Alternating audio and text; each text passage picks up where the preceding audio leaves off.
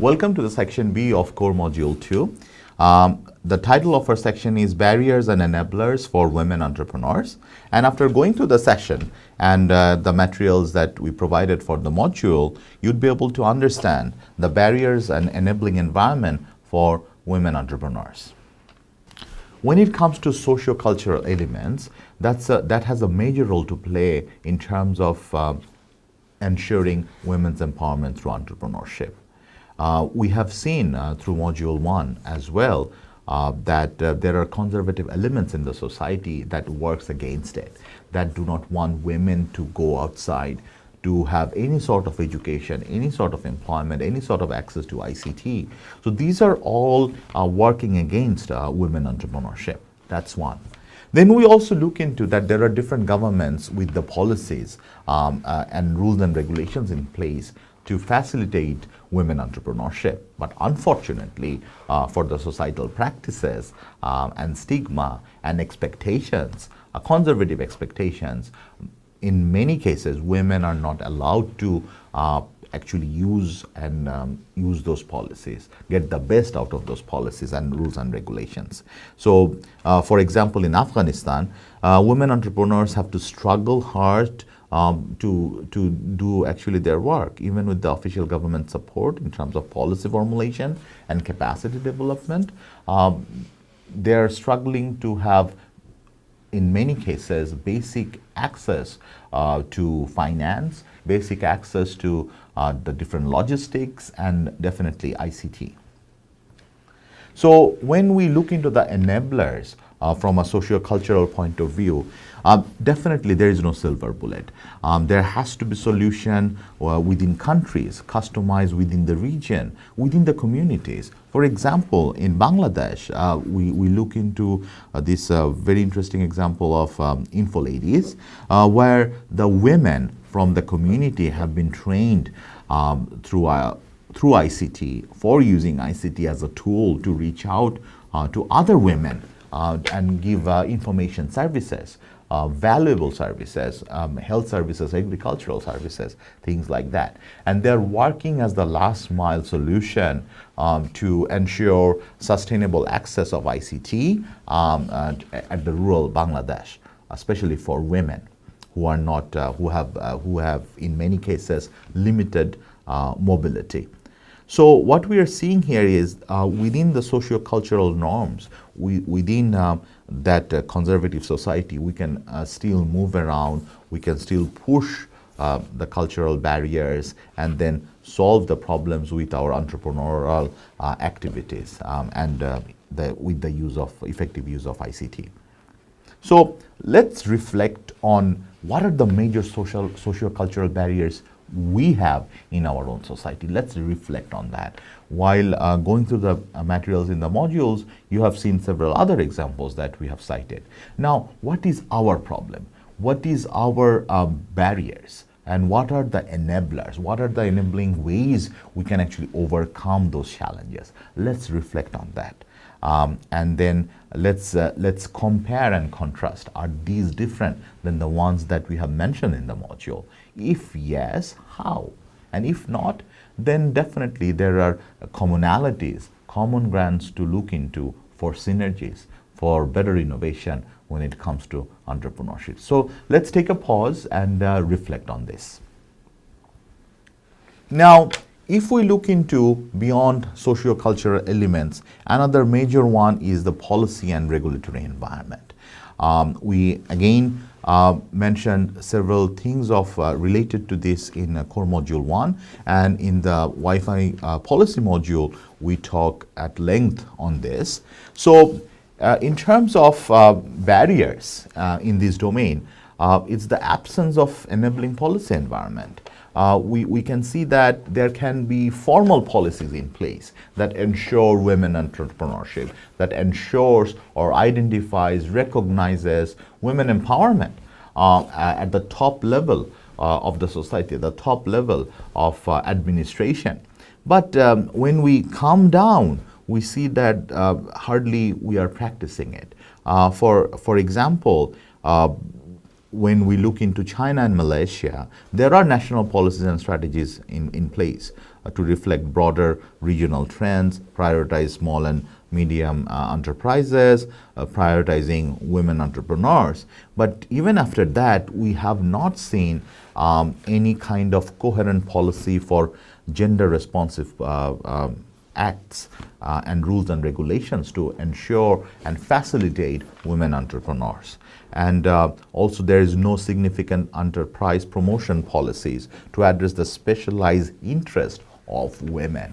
So this lack of gender responsiveness in many cases can hurt the interest and the growth of women entrepreneurship. We seriously need to be careful when we look into this, and we also need to be reflective on what's happening in our society when it comes to this. Now, in terms of policy and regulatory environment, when we look into the enablers, what can be the enablers? First of all, definitely we need to prioritize the policy goals. For example, Vision 2020, Malaysia envisioned women entrepreneurs to be an integral part of the overall country's development. So that's something that that has to be ingrained, that has to be integrated within the bigger picture of the policy implementation and policy formulation. And the coherency among official strategies, that's very critical, because in many cases, some of the department talks about women entrepreneurship, empowerment, but at the same time, when we are formulating strategies, we don't see any coherency. We see different ad hoc, on-the-go initiatives. That has to go. That has to be, we need to get rid of. For example, in Mauritius, the Ministry of Gender Equality, Child Development and Family Welfare have been closely involved in countries' entrepreneurship initiatives. That's very important, a good sight to see. And then, more importantly, we seriously need to make sure that we have an effective monitoring and evaluation policy in place, so that it's just not good enough to formulate good policies. We also need to make sure that we implement those, and we have a feedback loop to ensure synergy between different development agencies, different concerned ministries, and we push it further so that the women at the bottom, women in the marginalized communities, women who are not getting access can get access and can make sure that they are empowered through entrepreneurship if they would like to do that. Now, let's take a pause again and see and reflect on ourselves. What are the specific policies that we have in our own country, in our own community? Are there any? If not, let's actually also identify those. Are there any policies that also have preferential treatment towards male entrepreneurs over the female entrepreneurs? Are there any? Because unfortunately, there are some countries where because of the conservative elements of the society, there are some socio-religious expectation that the men will get the preference over the women. So are there any policies like that? Let's reflect on that. And then are there any differences between the official provisions and actual practices? And that's also very critical. And this is where your expertise come in to better understand what's happening in your society. Is there something that needs to be done to tweak it, to change it? Are these, if there is any discriminatory policy, are they working well? Can we make some initiative to change those policies? If yes, how? Let's reflect on those things. The most critical issue related to women entrepreneurship is finance and credit, especially when it comes to identifying the key challenges and barriers against barriers of women entrepreneurship.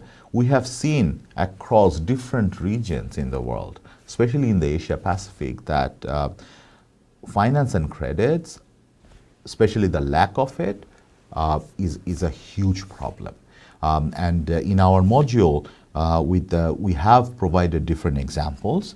If we want to summarize it, first of all, we look into the legal barriers, because there are countries where even though we have formally recognized the rights for women to have access to finances, to have access to loans, to have access to credits, so that they can open up bank accounts, they can ask for whatever, the financial incentives that the government can offer to their citizens. Even after that, we have seen in practice women are not allowed to do that. In many cases, we have seen that some women still need to present a male family member as a co-signee for credit application process. And that's across the different countries within Asia Pacific. And then also we have seen the marginalized financial activities and poor investment opportunities when it comes to women entrepreneurship, especially in Pakistan. According to the Gender JD study, only 3% of the female population in Pakistan have formal bank accounts. And the same country, only 26% borrowers of microfinance loans are women. So even though in many cases we have seen that the provisions are there, the legal rights are there, there is no communication. There is a huge disconnection between the people at the top, at the policymaking level, at the financial sectors, and the people who are supposed to have this. And women in many cases are worse off thanks to this, due to this challenges, existing challenges of lack of access. So what can be the enabling factors in terms of finance and credits? First of all, we have identified that when it comes to policies and regulatory framework, it has to be pro-entrepreneurship. There has to be a support network, especially catered towards women entrepreneurs. And we have looked into different support structures that facilitates scaffolds on financial literacy, training, monitoring, mentoring services for women and men alike. So we have provided different examples for that in the module. So I would request you to go through those. And then there has to be a gender element. Those policies, those financial regulatory policies has to be pro-gender. There has to be action plans with targets, specific targets, that is for ensuring gender responsive budgets. Otherwise, if we don't do this, these will be just the cosmetic initiatives given without any actual positive repercussion, without any actual positive impact for women entrepreneurs in the long run. So now, if we look into the financial and credit issues, let's focus on our own communities. Let's see how we have been doing. Are there any legal barriers in our own society? Let's actually look into this in a much rigorous way. Are there any legal provisions that prefers men over women when it comes to access to finance, access to credits? Are there any specific communication and outreach drive to make sure that women entrepreneurs are reached out? If yes, can we name them? Can we identify those?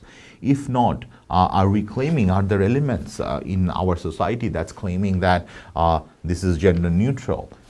Hence, men or women should not be discriminated when it comes to access to finances. Let's also look into this and see. And then in the previous subsections, we also looked into the ratio or the presence of men and women entrepreneurs within our society and see the connections, whether those are consistent.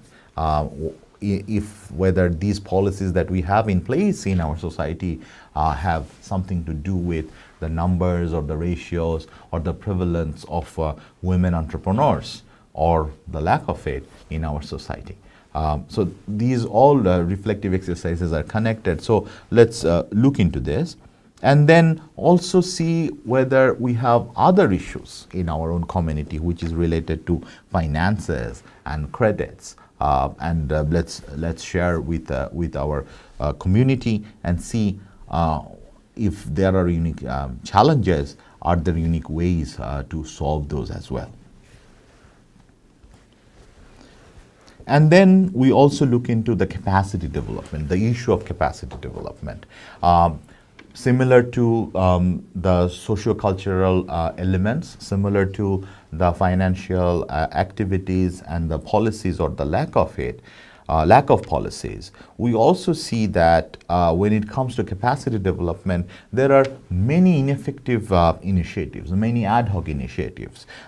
Even though we see that the women entrepreneurs are identifying that they need specific training on financial knowledge, they need specific training on different professional competencies. We see that sometimes the trainings and the initiatives offered by the government or the private sectors are totally different than the thing that the people are needed. So we see the disconnection. So it's a prevalence of disconnection across different domains within women entrepreneurship. So that's one. So what are the enabling factors that we can look into when it comes to capacity development? First of all, need for customization. We are mentioning it several times in this module. Customization is the key.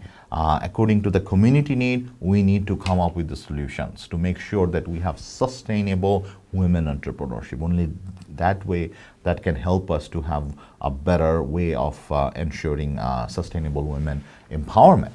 So, for example, in Nigeria, there are actually initiatives with enterprise development centers that manages financing program for women-led SMEs. So we are talking about customized capacity development program to make sure that they are training women entrepreneurs. So that's something to look into. But more importantly, we also have seen examples and initiatives where the concepts of gender and entrepreneurship are in the academic syllabus of different countries to actually install the idea, to integrate the idea with that and to adopt the idea from the very beginning so that it's not something of a foreign concept when we actually go outside the school in the real world to make money, to make living. For example, it's actually a relatively older example from Uganda, where we look into the UNIDO Design Entrepreneurship Curriculum Program that has been very much successful. And till I think between 2006 and 2009, around 416,000 students in around 1,400 schools in Timor-Leste, Rwanda, Uganda, Angola, Tanzania, and Mozambique, they have been using this entrepreneurship and gender responsiveness program in their syllabus, in their school education, which started in Uganda. So that's something definitely to look into when it comes to capacity development. What can be the enabling factor of this? So reflecting on all these, all the capacity development related things, can we now look into our society and see, is entrepreneurship included in our country's general education curriculum? Can we say that? Or any level of education, is entrepreneurship a part of it? Can we check? And then, are there any organizations other than the government offering capacity development program to boost women entrepreneurship? That's also very critical, because it's not always we should look up to the government to solve everything. The main responsibility of the government should to facilitate with enabling policy environment. But what about the private entities? Are there any initiatives within your own community that looked into or that has been invested on the capacity development program for women entrepreneurs? So let's document those, let's reflect on those. So in summary, what are the key messages we can find from this section B? First of all, for women entrepreneurs, the society and culture she belongs to, the regulatory regime she falls under, the level of access she has for financing and credits, all these are critical for ensuring the success of her business venture. So all these critical factors need to be reflected on, need to be identified, need to be solved when it comes to the challenges related to these factors. That's for sure. And then there has to be a coherency between the policy making and the implementation phases. The social practices, financial institutions, capacity development initiatives, there has to be some synergy so that we together as a unit, we can work on this based on the customized solutions that we are all the time talking about to ensure a friendlier environment, a conducive environment for women entrepreneurs in our own society.